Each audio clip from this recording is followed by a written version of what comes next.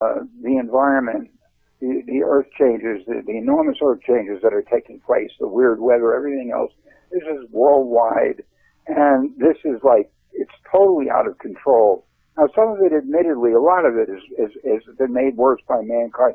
First of all, we happen to be in what's known as an interglacial or pre-ice age stage in the evolution of the earth. That's just the way it is. Mm. However, what mankind has done, and the corporations, has accelerated the problem of greenhouse effect and stuff like that.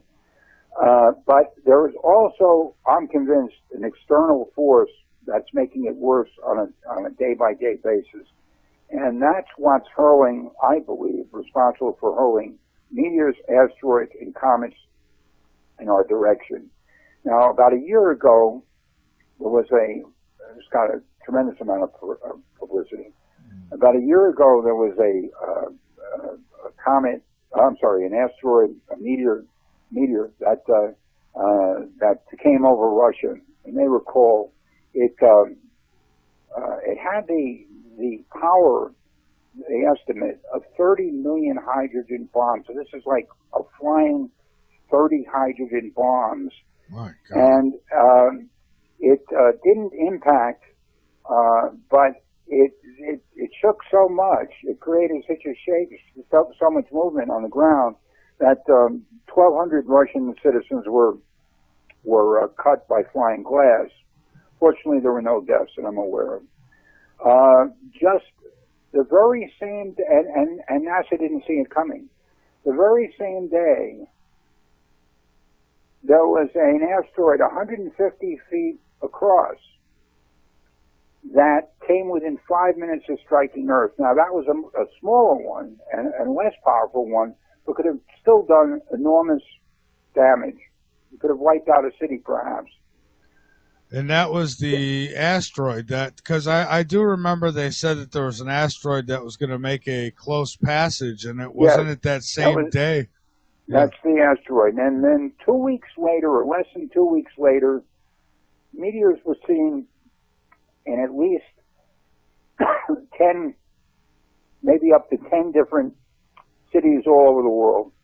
In Cuba, in Saudi Arabia, New York. I don't have the list in front of me, but it was all over the place, all over the place. And since that time, and I would urge your listeners to check on an almost daily basis, space.com, which does an excellent job of recording this stuff. Mm-hmm. I would say on the average of, I don't really know what the figures are, but I would say on the average of, it seems maybe at least once a week now, that we're being hit by, when I say being hit, we're not, these are objects that are coming our way and that are being seen, meteors and asteroids. Every week or so, there are reports and you know, and photographs and video and the whole thing. We've never, in the whole time that anyone's alive today, we've never witnessed anything like this. It's a buildup of at least, the American Meteorological Society said something like, they estimated maybe 20 or 25% increase. And it just keeps on coming. Now, my belief is, I'm a disciple of Zecharia Sitchin, the author of these books that popularized the concept of Planet X, or as it was known in the ancient times, Nibiru. Mm-hmm. He said that as Nibiru or Planet X approach, and NASA, of course, steadfastly denies the existence of it, but they're liars, total liars, it would create great earthquake activity. And we're having a lot of that. Yeah, and it would cause a debris field would come along with it, even precede it. And that debris field would consist of meteors, asteroids, and comets. These objects, by the way, from space, they're coming from the outer edge of our solar system. That's where they all hang out, and there's an enormous amount of activity out there. And the gravitational pull is bringing them in with the planet, the force of the planet coming toward us is causing also these asteroids and meteors to come, and comets to come in our direction. So to me, when people say, well, where's your photographic proof of Planet X? Admittedly, I haven't seen anything to my mind that's compelling on the video or photographic end yet. However, the hallmark of the arrival or the imminent arrival of Planet X, when I say imminent, I don't know when that is, but there is this continuing rain of meteors and asteroids, and there are comets too, coming toward us, and it doesn't let up. And I believe that that's what's happening. And I've offered to debate David Morrison, who's NASA's astrophysicist, on this. He's refused to debate, not surprisingly. NASA, of course, has been in the forefront of the UFO cover-up. They've been in the forefront of the cover-up of life on Mars. They just want to put out a little bit of information, but very, very slowly and very, very gradually. I worked with Tom Van Flandern, who happens to be he was a former chief astronomer of the U.S. Naval Observatory in Washington, D.C., and he was the one who gave Robert Harrington, who was the chief astronomer there at the Naval Observatory, he was the one who gave him the coordinates to look for Planet X. And sure enough, Harrington found Planet X. Now, Harrington is dead, I believe of cancer. Tom, who was at a news conference with me just a few years ago, where we announced the existence of another face on Mars, which would blow anyone away. I mean, Hogan, the one that Hogan talks about, is nothing compared to the face there's a face that's located in the Syrtis Major area, which the New York Post ran almost a whole page of a photograph of it when we did that news conference. Well, Tom is gone, and and Harrington is gone, and you never can tell with cancer. I mean, you can't automatically assume that they were killed or anything, but I must tell you that out of the people say, well, with Planet X, there would certainly be astronomers, some astronomers would have seen it.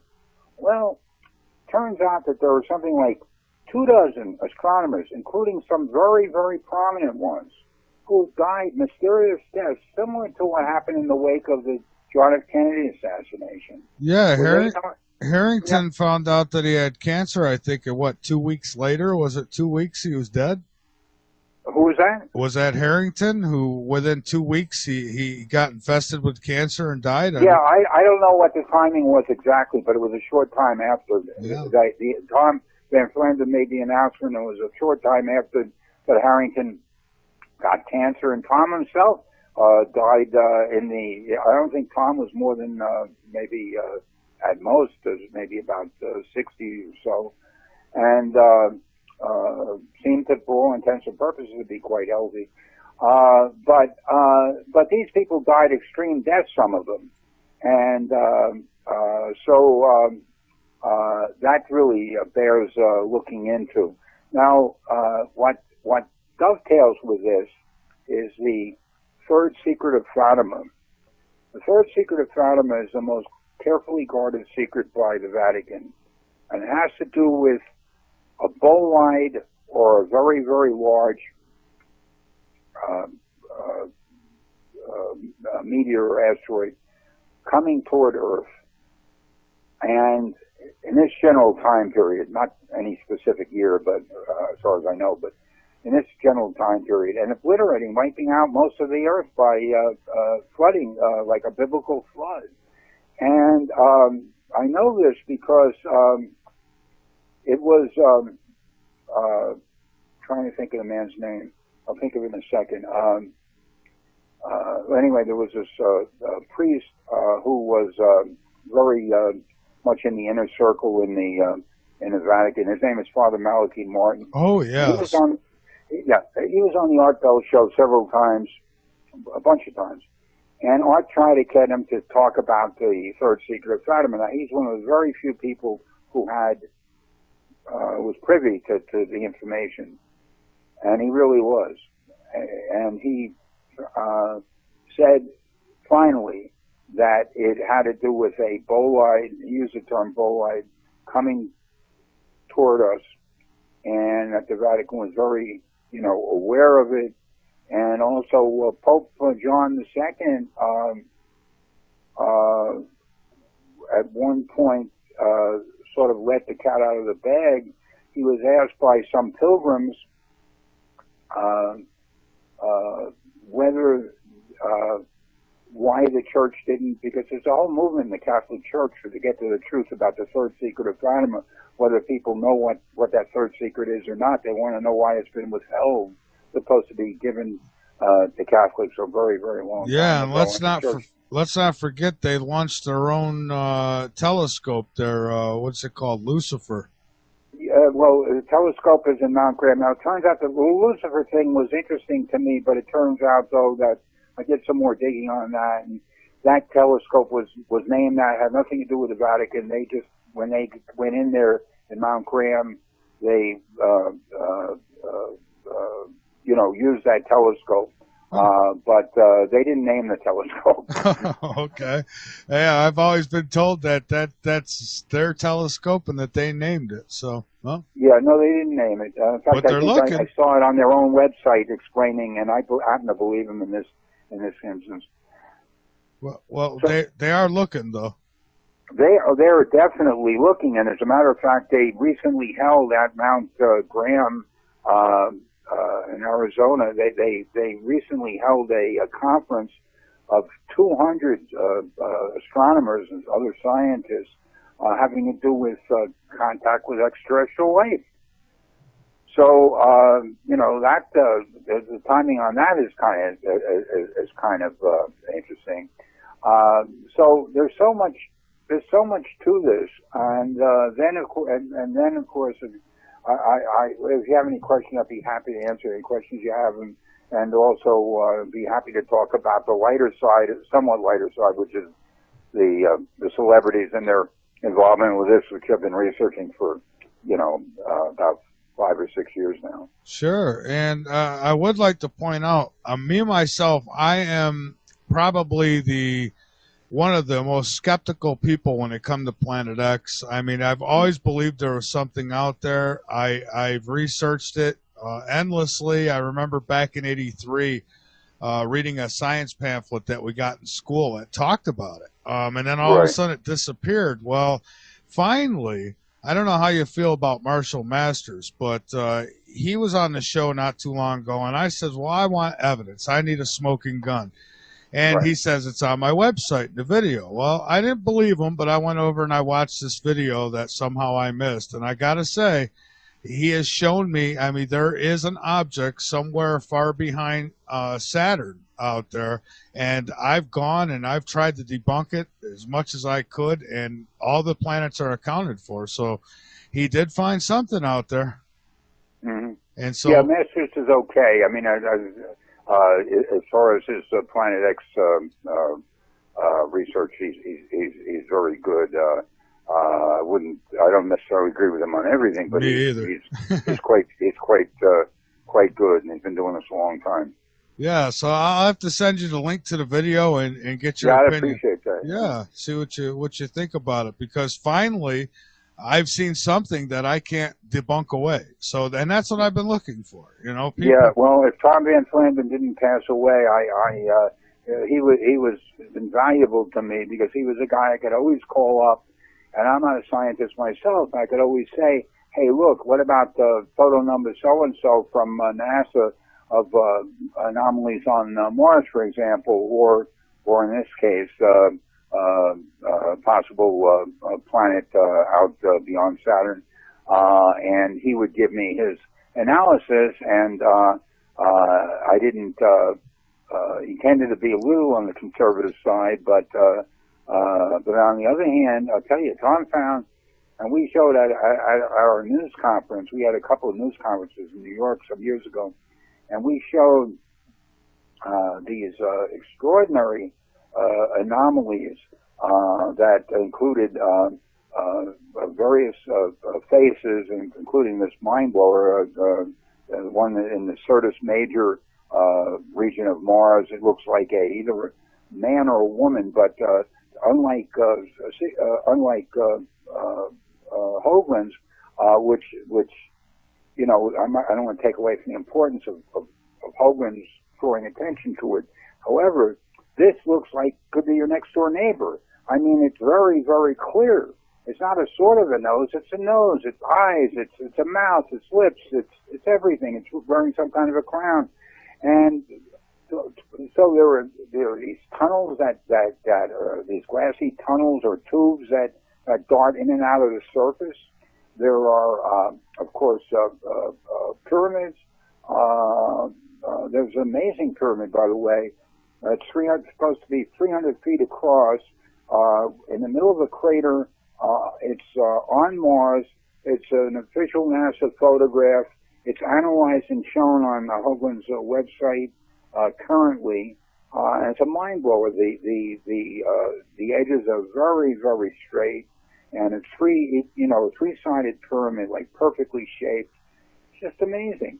And probably the biggest mind blower of all to me was these photographs. Tom found, and his associates found, that there are carvings of animals. These are giant carvings of animals, and they're various animals, and the animals seem to be grouped according to the type of animal that they are. Now, that in itself is amazing, and then again it begs the question, why would they, meaning the Martians, I'll call them the Martians, whoever was there, you know, whoever it might have been, why would they have gone through all of that trouble to create these massive depictions of animals, or carved animals? Who was supposed to see it, and what was the purpose of it? I don't know, but it's just you know, just amazing. So you know, we're at such a point now with the flow of information that there's just no stopping it, and the cat's out of the bag, I would say, on all counts. And I believe that among those 20 or so astronomers who have met these mysterious deaths, I think some of them were on to Planet X and paid the price. So let me ask you this: if it comes out, I mean, I've seen pictures. I know that there's more than one face on Mars. I've seen the animal carvings you're talking about, and it's just fantastic stuff. And now, if it came out worldwide and there was no more cover-up on it, and hey, there was or is life on Mars, what do you think that would do to Earth itself, to the people here? How do you think it would be taken? I think people could handle it very, very well. I don't see any problem with it. First of all, if we're talking about past life, past monuments, past carvings, things like that, we're talking about an advanced Martian civilization. I think people would be fascinated by it. I don't think that presents, you know, much of a problem. If we're talking about current activity on Mars, that's a whole different story. Well, I wonder if we'd find out that, you know, it was us who was there, and, you know, maybe Planet X came around last time, and, you know, we had to move. Well, Sitchin says that Mars was used. He was at one of my news conferences also, and he said that he believes that Mars was a way station. You know, when they were coming back, the Anunnaki, the inhabitants of Planet X, were coming back to Earth. He thought that they were there. But there have been, even recently, some very interesting photographs, again, official NASA photos, showing various things in the sky directly above Mars, above the surface, I should say. You know, and lights or whatever it might be, and nothing that you can, you know, be certain of, but some interesting stuff. And they always say the same thing. It's a reflection, it's this, it's this. They always have to somehow explain it away. Yeah, it reminds me of, like, a report just came out today, I think, having to do with the Antarctica ice shelf, and that it's moving dangerously toward basically collapsing or moving into the sea, which would cause an enormous rise in the sea level. But they're saying, but there's nothing to worry about. That's 100 years from now.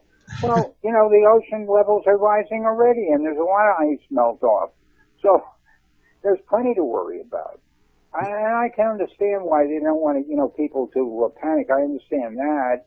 I don't think there's any reason to panic as far as UFOs. Some people might, but I think an interesting, really irrelevant question for us to, for those in the know to ask is, when and if the Anunnaki, given that they exist, ever decide to land publicly, as they might, because if the Planet X is coming closer to us, come back and see how we've done, and etc.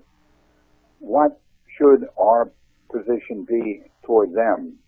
They're a highly advanced race, and they created us, if you believe Sitchin, to dig for gold, essentially as a slave species that was later and actually created us by jump-starting, taking pre-humans essentially, combining with their DNA and creating something that was closer to a modern-day human. You know, what should our position be toward them? You know, they weren't so nice to us. They had their own purposes in mind, and on the other hand, they obviously have enormous technology, and not all of them were, you know, I mean, we were freed. So what should our position be? They certainly owe us, but the question is, what should we, you know, what should our position be? And that's something that the government and the population should be, you know, looking at. You never know. They might feel we owe them. They might say, well, if it wasn't for us, you guys would still be playing with stones. Well, they could say that too. I mean, sure. No, we don't know. There's a lot that we don't know. Yeah, I know. There's really not. And, you know, I think I think most of society would handle ET landing kind of well, but I worry about that percentage that is paranoid. I mean, there's some who believe that ET wants to eat us. There's some who think that they're planning on taking over the world and that they're going to kill us or whatever it might be. And those are the ones I worry about. And then we hear about that last card of the New World Order and the alien invasion card. And well, you know, what if they do really land and people think that it's a fluke? Well, if they land openly, they're obviously calling the shots. Whatever our position is, whatever the various governments of the world, the United Nations or whoever, whatever their position is, because of their being so highly advanced, they're obviously calling the shots. There's nothing that we would do militarily that would be able to stop them. And I'm not saying that we should do anything like that, because I think that I'll give them the benefit of the doubt, and there's certainly nothing we're going to do to stop them anyway. But you know, basically, I don't think that there's been any. If you look at the whole picture, not just the Anunnaki, but if you look at the whole question of alien contact with people here on Earth over all these years.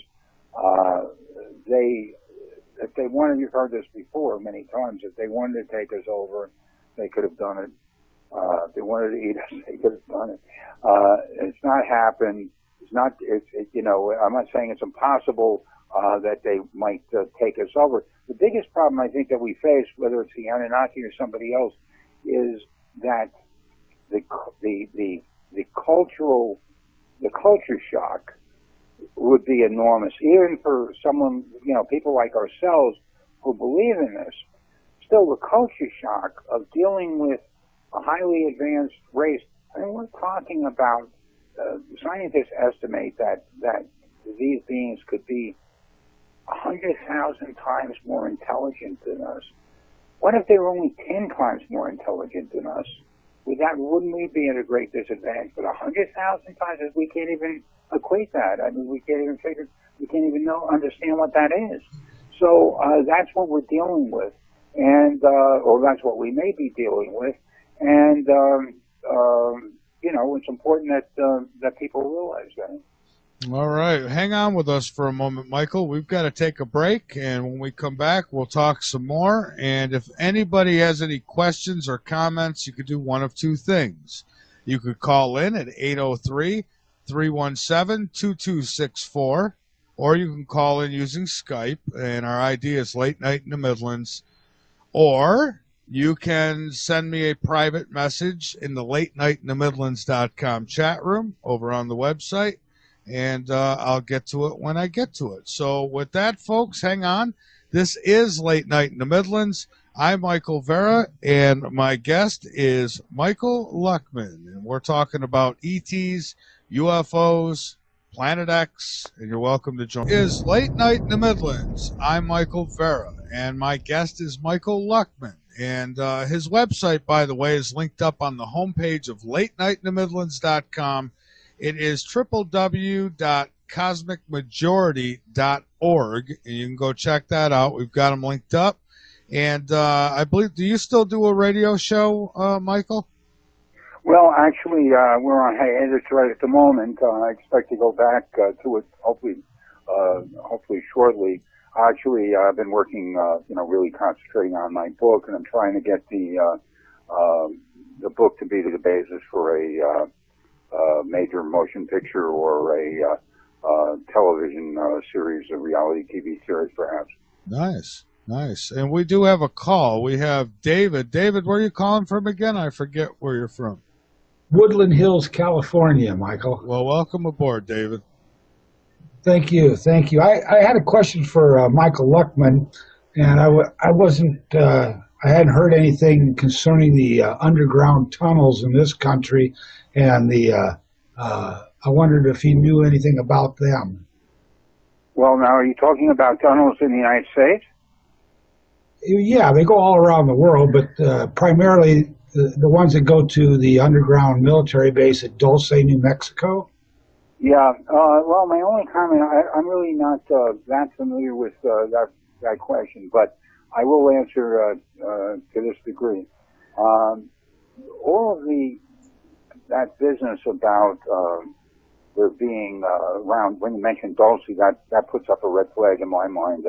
The whole idea of that there might be some kind of a deal made between the aliens and the United States government or other governments of the world, and that there are humans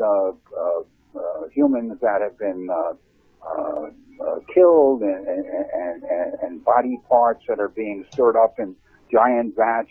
That's all nonsense. It's been popularized by a former CIA pilot by the name of John Lear. And that's exactly the kind of paranoia that we don't need. That's exactly the kind of disinformation that, unfortunately, we face. But it's very important to clarify that. Now, I'm sure there are all kinds of underground tunnels and things that we know about, and also things that we don't know about. And I would think that they are much more related to the ability of government officials to basically find shelter, go to shelters underground at a time of a possible, doomsday type of scenario, whatever might bring that on. Well, I just wonder because several years back I'd watched some videos done by a man named Phil Schneider. Are you familiar with him? He was no, not at all. No. Well, he worked for the government. He did blasting for these underground tunnels and whatnot, and he reports on the YouTube in several videos how he, in one of his excavation sites, he accidentally came upon a underground tunnel area that was inhabited by the Greys, and he had a shootout with several of them down there, and 66 of his men had died in this incident. And then about several years later, he was assassinated or died in his own apartment. But I also wanted to ask you, because you guys were talking about this subject about aliens, and you know, I've always known that there were some negative aliens that were taking people like Betty and Barney Miller and picking them up in the 60s and whatnot. But then I have personally been contacted by a group that goes by the name of the Federation of Planets, and they're a benevolent group, and they're the ones that are here at the moment making their presence known in broad daylight and at night as well, with groups of lights in the sky. And they've told me that, what they plan to do is implode the artificial moon above in September of 2015, which would be about a year before the next election, and that is to bring the 19 to 35-year-olds together so they could landslide this next election for the party nationofchange.org and get some good leadership in our government to rectify the situations that are happening at the moment. Were you aware of them and their federation? No, I haven't heard of that group of aliens, but you know, there's no surprise to me. I mean, there's obviously, I mean, here I am in New York City, and you know, not everyone's friendly. So we know that out in space that not anyone who may come down here, they're not all going to be friendly. But again, they haven't taken us over, haven't even come close to that kind of a scenario. Right. Well, what I understand from this, Joseph is the gentleman I spoke with in person a couple times. He looks just like we do. He told me that the Greys, which are in the underground system, primarily at Dulce, they are behind the Monsanto company, the HARP systems, and Big Pharma, and the leading of the medical community down the wrong path, so to speak. And their Agenda 21, which I'm sure you've heard of, is to eliminate 90% of the populace by 2029, so they can round up the rest and keep them like cattle in the field. And what they do is they take our children, and they are doing this at the moment, and they're draining their pituitary glands of hormonal extract to mix with chemicals that they take in orally, and that's what the plan is with this Agenda 21, is to allow them to do this more easily with a more manageable group of humans. But like I said, the Galactic Federation is here to rescue us, and what they've offered me is, they told me if we win this next election and we get things straightened out here, they're going to offer us a wheel-shaped space station in place of the moon with a reflective dish, and then give us our own fleet of starships, which we'll use to find the planet Earth 2, which we'll re-inhabit in the next 1,000 years. How do you, let me ask you a question. How do you know that they're extraterrestrial? You say they look just like us. Well, I'll tell you, for a Thursday and a Friday, they appeared straight up over my apartment. I'm about 100 yards from the Venice shoreline, on just in back of the Venice boardwalk. And all kinds of people stopped over and were pointing up in the air going, "What is that silver ball up over your house?" And there's helicopters and airplanes dragging signs and whatnot. And I said, "I don't know." And then about 6 o'clock that Friday, I was sweeping out in the front yard, and I looked up at it, and I said, "Well, if you want something, why don't you just say what it is?" And I received a thought transmission that Saturday they would be sending somebody down to speak with me. So Saturday, someone did come down, and we had a lengthy conversation, two of them, in fact, and just kind of got the ball rolling as far as actual communication goes. I've had several different sightings in my life for the last 30 years, but why do you think they chose you to be the one to receive any kind of a message like that? Well, I'm going to be running in this next election on the ticket nationofchange.org.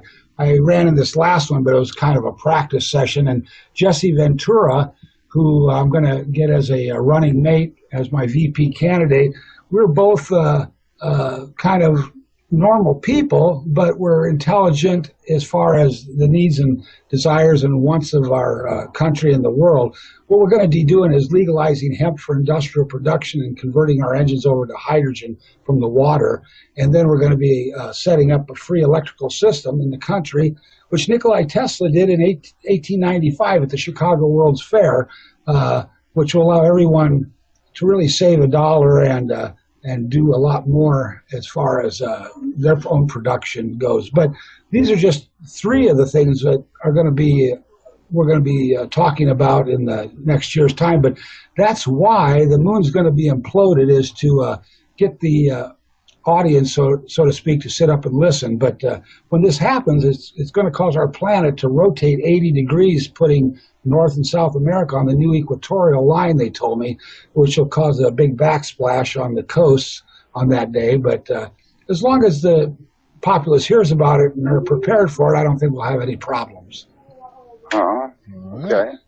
But I'm, like I say, I've been pursuing this endeavor for about 25 years now, and just getting the background and the listening and whatnot. And I just wanted to call in tonight and let you know that there are things happening that are good and positive. And like I say, if all goes as accordingly, we will join the Galactic Federation as another planet and be exchanging people with them, and it'll upscale our education and upscale our medical facilities and everything in the next 5 years, 10 well, 10 assuming years. Assuming that's all real, it sounds very positive.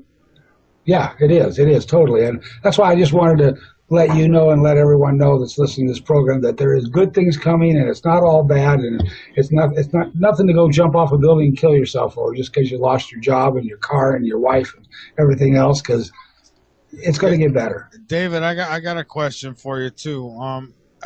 I was asked to ask you, who is in charge of the Federation of Light? Who's at the head? Well, the word light is kind of a misnomer. It's the Galactic Federation of Planets. So when someone mentions it used to be the Confederation of Light.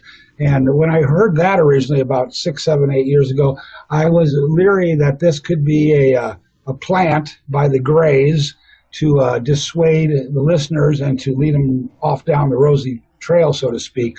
This group is known as the Galactic Federation of Planets. And that's what they've introduced themselves to me as. That's what they've told me they were all along. So anybody that talks about light, I don't know who they're talking to or exactly what their intentions are. But this group is, like I say, the Federation of Planets. Okay.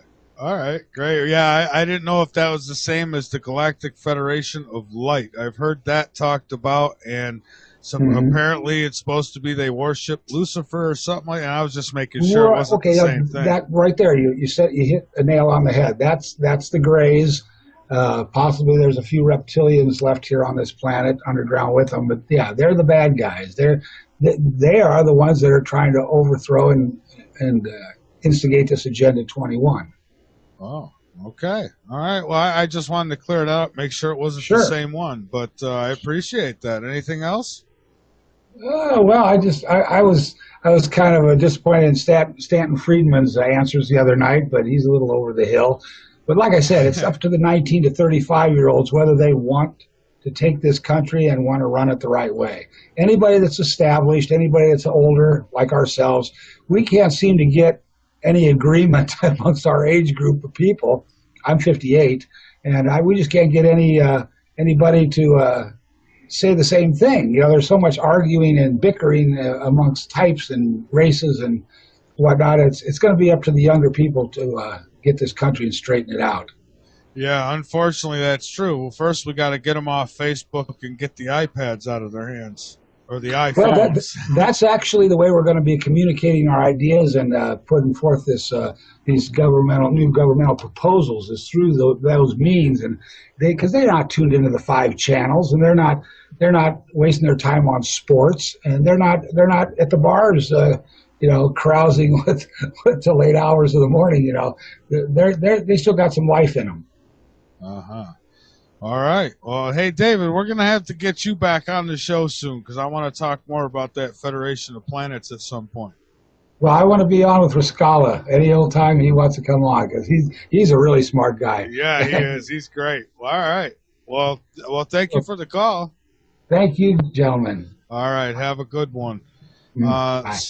So, Michael, you haven't heard of these federations? No, I haven't. But what this gentleman just touched on, we should say something about. I think as far as the Greys and the abduction scenario, I've met personally quite a few individuals who believe that they've been abducted, and the thing that's almost always the case is that here people are. It seems to be a interdimensional kind of phenomenon, and that people's report that their body is being, at the moment that they're being taken on board, that their body is moving through what would be a closed, normally would be a closed, often would be a closed window or door in their apartment or in their home. So that suggests an out-of-body type of experience to me. On the other hand, they come back, and some of them, not that many of them, but a significant percentage nonetheless, have some kind of scars, or what appear to be scars, and in a few cases even apparent implants, although I might have convinced on the implants yet, but still worth further investigation. So it suggests a interdimensional or out-of-body type of experience. Now, David Jacobs, who was at Temple University, who spent a lot of time looking into the abduction phenomenon, actually believes that a race is of hybrids is being created, and that women are being impregnated and that sort of thing, artificially inseminated, I should say. And what to make out of the abduction scenario, I don't quite know. There just isn't enough information. But so many people have had. I mean, according to polls, something like hundreds of thousands of people across the world who have reported abduction type of scenarios like this. Yeah, and I often wondered about that because I had, when I was a child, I had a couple out-of-body experiences. And a friend of mine who, well, he does pretty good at psychic connections types of things. And, well, he says he kind of indicated that it could have been abduction. And, I don't have any memory of any abductions or anything like that, but I did have the out-of-body experiences. And I remember I couldn't leave the room, and no matter what door I opened, closet or door leading to hallway, they both turned out to be closet doors. Like I wasn't allowed to leave. Yeah. And I understand that sometimes when they abduct children, they'll, holographic images that will make the child think that they're in their room or they're somewhere it makes them feel comfortable.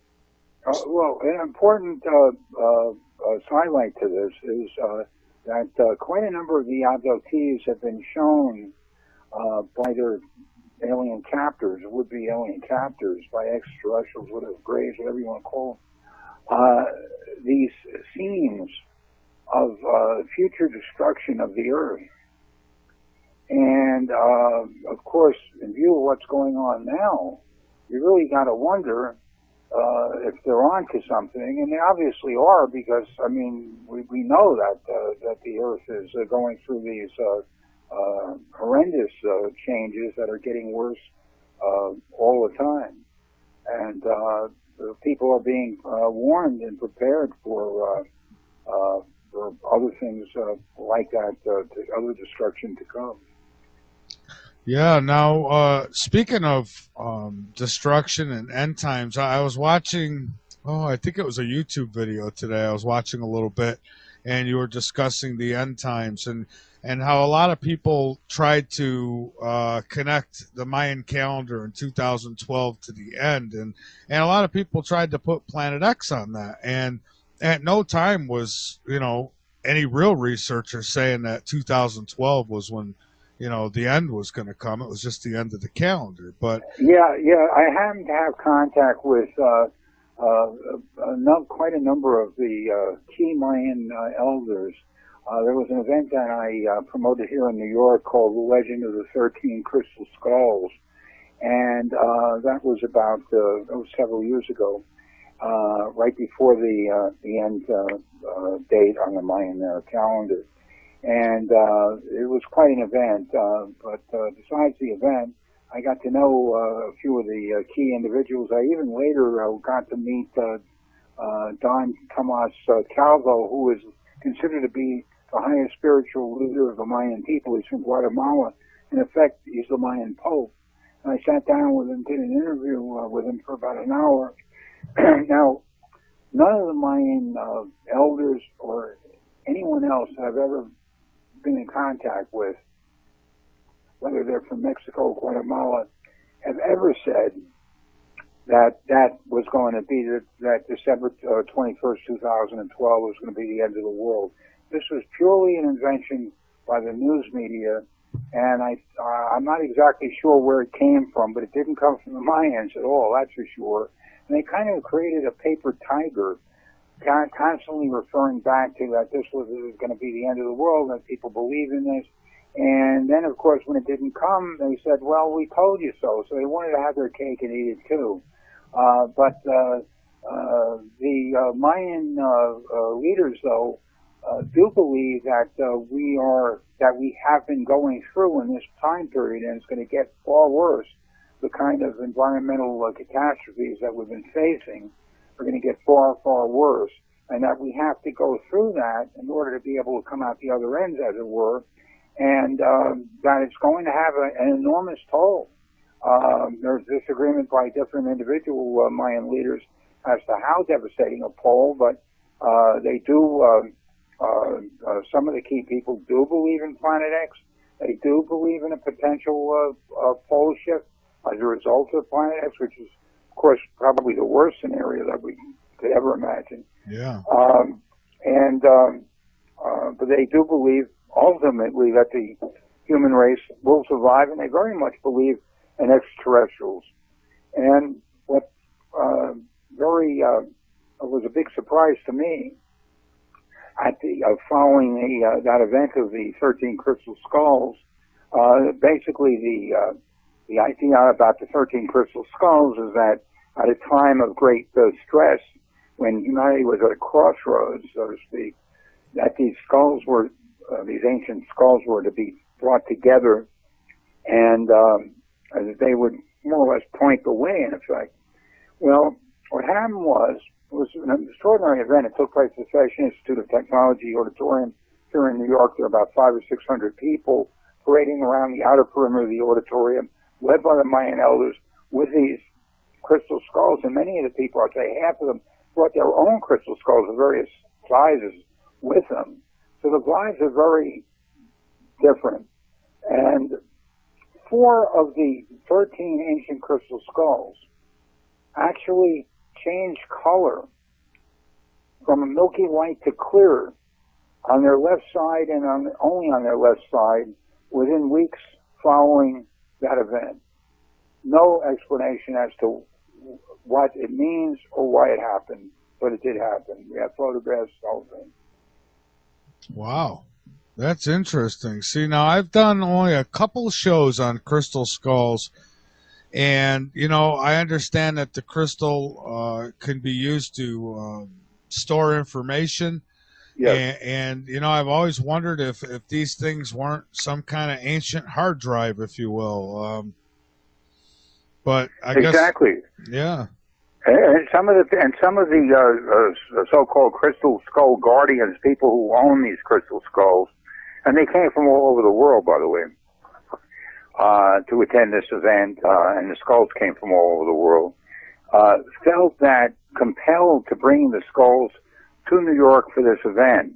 It was almost as if the skulls were telling them that they wanted to be there at that event. It sounds crazy, but that's what they reported over and over again. That's fascinating.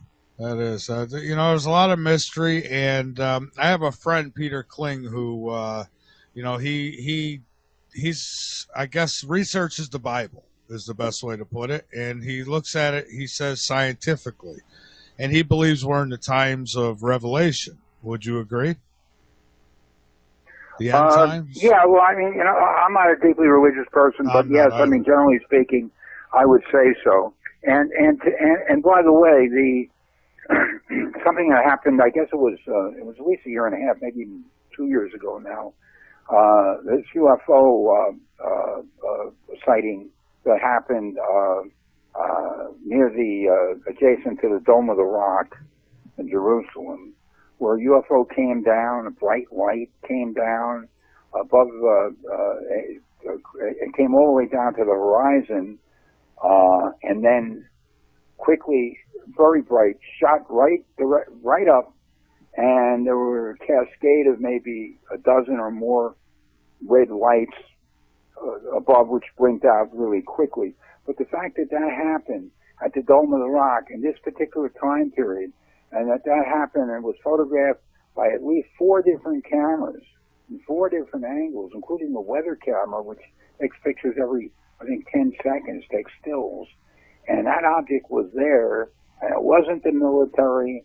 And why was it at the Dome of the Rock? I mean, it was probably the most important, single most important religious site in the world. But it happened, and I went on Fox and Friends on television, and at that time said that this, to me, seemed to be a prelude to what some people would consider the second coming. Yeah, well, maybe he'll be coming on a spaceship. It could very well be. Shirley, not many people know this, but Shirley MacLaine, who I know, had a private meeting in her apartment here in Manhattan with Zechariah Sitchin while he was still alive. And her key question to him was, she wanted to know whether he considered that Jesus Christ was an extraterrestrial. And Sitchin was really, for all of his statements that people think are so outrageous, some people, he really was a fairly conservative man. His lifestyle was very conservative, very old-fashioned. And yet, so therefore, he didn't want to make any kind of a statement to Shirley, even if she kept it quiet, because he knows that, it might get around still. And he didn't want his views known on it. But obviously, his views were that, yes, what people refer to as Jesus Christ could have very well have been a extraterrestrial. Yeah, and it kind of makes sense. And, we've got people who, I don't know how much stock can be put into it, but people who claim that they've time traveled and even teleported and things like that. And you got to think, if that technology exists, I'm one who believes that we're not inventing new technologies, we're reinventing technologies, I think. And if that technology existed, there's, my God, no end to what could be. Yeah, well, yeah, and there's some belief that some of the technology that we presently have, and that the government uses, the military uses, and major corporations use, was as a result of back engineering projects involving recovered spacecraft, particularly the one in Roswell. That has been very much discussed and written about. I see. Now, something that caught my eye and really interested me was the Signal to Space concerts. Tell me a little bit about that. Well, actually, I haven't been asked about the Signal Space concerts in a little while. I'll tell you what happened with the Signal Space concerts. It was a magnificent concept, and it required enormous funding. It would have required at least just the starting figure would have been about $25 million. We were able to get under contract $2 million. I met with the investors that came over here from Berlin. They were mostly from Berlin. We were able to get some seed money, a couple $100,000 in seed money, but they did sign contracts for $2 million for various reasons, mainly because at that time the stock market went south. They had to withdraw, leaving us to just let it go or take them to court, which is a very lengthy and expensive process. So we let it go. But the idea of the Signal Space concerts were to do very large Woodstock-type concerts, like a UFO Woodstock, and to do them in Berlin, in New York City, upstate New York, and in Japan, Tokyo. And we had a great amount of interest. As I said, most of the funding was coming from Berlin, because my partner was based part of the time in Berlin. And some very large corporations, as big as Daimler Chrysler, for example, really got into this and really wanted to support it. But first, I had to come first with, at least a couple of $1 million. And as I say, it didn't quite come through. But we would have had the biggest artists, people probably on the level, let's say, certainly on the level of Paul McCartney or Robbie Williams, and lots of other people like that. Michael Jackson at the time was alive. And the idea was to beam rock music mostly, although other forms of music too, to locations on the moon and on Mars, and to try to make make communication using music as a form of communication. And since that time, there has been music. For example, at a Paul McCartney concert, it was arranged that the music was beamed by NASA to a distant star that they thought might harbor life. I think the song the Beatles song "Across the Universe" was beamed there also at one point. So this is something that's that rock musicians are getting more and more into.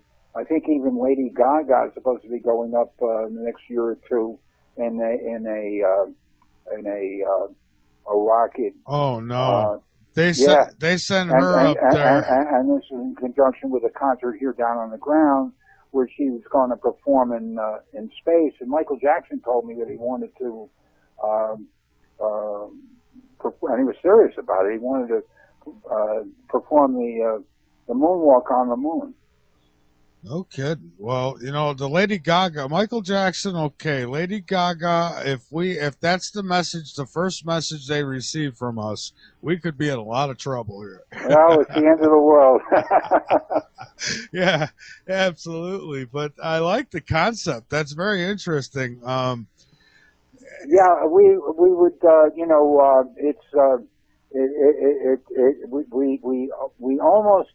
we almost pulled it off. The thing was that it was a very, very big concept. It involved a huge amount of money, and we came close, but we weren't able ultimately because of the stock markets. We weren't able to have those investors keep their commitments. That's too bad. I have a feeling if Michael Jackson was still alive, he'd probably put quite a bit towards it.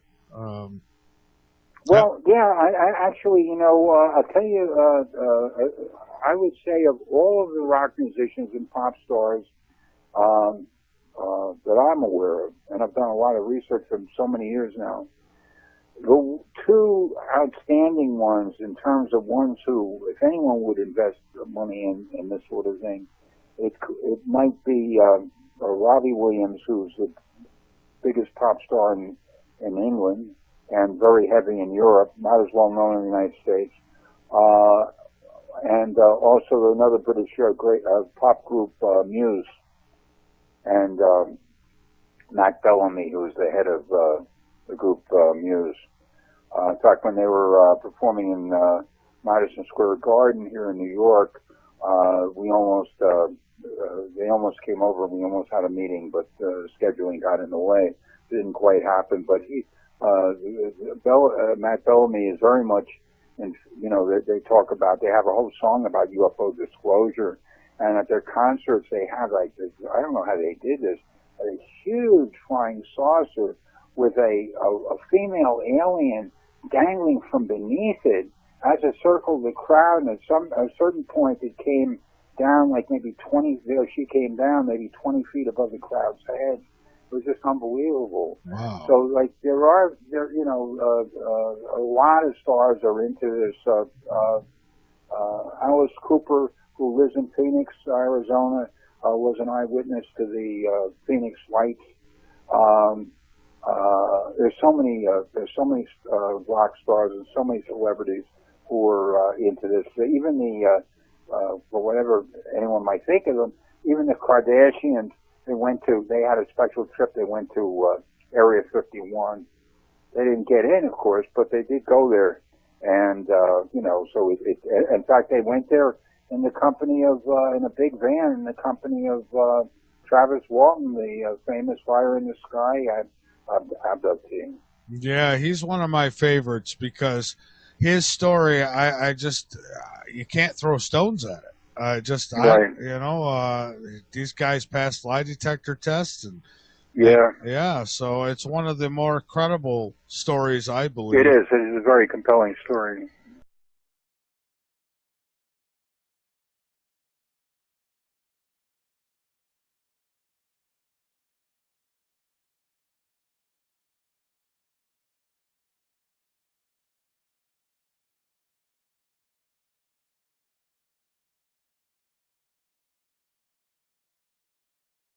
The environment, the earth changes, the enormous earth changes that are taking place, the weird weather, everything else. This is worldwide, and this is like, it's totally out of control. Now, some of it, admittedly, a lot of it is been made worse by mankind. First of all, we happen to be in what's known as an interglacial or pre-ice age stage in the evolution of the earth. That's just the way it is. Mm. However, what mankind has done and the corporations has accelerated the problem of the greenhouse effect and stuff like that. But there is also, I'm convinced, an external force that's making it worse on a day-by-day basis. And that's what's hurling, I believe, responsible for hurling meteors, asteroids, and comets in our direction. Now, about a year ago, it's got a tremendous amount of publicity. About a year ago, there was a comet, an asteroid, a meteor that came over Russia. You may recall it had as Nibiru or Planet X approached, and NASA, of course, steadfastly denies the existence of it, but they're liars, total liars. It would create great earthquake activity, and we're having a lot of that. Yeah, and it would cause a debris field would come along with it, even precede it, and that debris field would consist of meteors, asteroids, and comets. These objects, by the way, from space, they're coming from the outer edge of our solar system. That's where they all hang out, and there's an enormous amount of activity out there. And the gravitational pull is bringing them in with the planet, the force of the planet coming toward us is causing also these asteroids and meteors to come, and comets to come in our direction. So to me, when people say, well, where's your photographic proof of Planet X? Admittedly, I haven't seen anything to my mind that's compelling on the video or photographic end yet. However, the hallmark of the arrival or the imminent arrival of Planet X, when I say imminent, I don't know when that is, but there is this continuing rain of meteors and asteroids, and comets too, coming toward us, and it doesn't let up. And I believe that that's what's happening. And I've offered to debate David Morrison, who's NASA's astrophysicist, on this. He's refused to debate, not surprisingly. NASA, of course, has been in the forefront of the UFO cover-up. They've been in the forefront of the cover-up of life on Mars. They just want to put out a little bit of information, but very, very slowly and very, very gradually. I worked with Tom Van Flandern, who happens to be who was a former chief astronomer of the U.S. Naval Observatory in Washington, D.C., and he was the one who gave Robert Harrington, who was the chief astronomer there at the Naval Observatory, the power, the estimate of 30 million hydrogen bombs. So this is like a flying 30 hydrogen bombs. My God. And it didn't impact, but it shook so much, it created such a shake, so much movement on the ground that 1,200 Russian citizens were cut by flying glass. Fortunately, there were no deaths that I'm aware of. Just the very same, and NASA didn't see it coming. The very same day, there was an asteroid 150 feet across that came within 5 minutes of striking Earth. Now, that was a smaller one and less powerful one, but could have still done enormous damage. It could have wiped out a city, perhaps.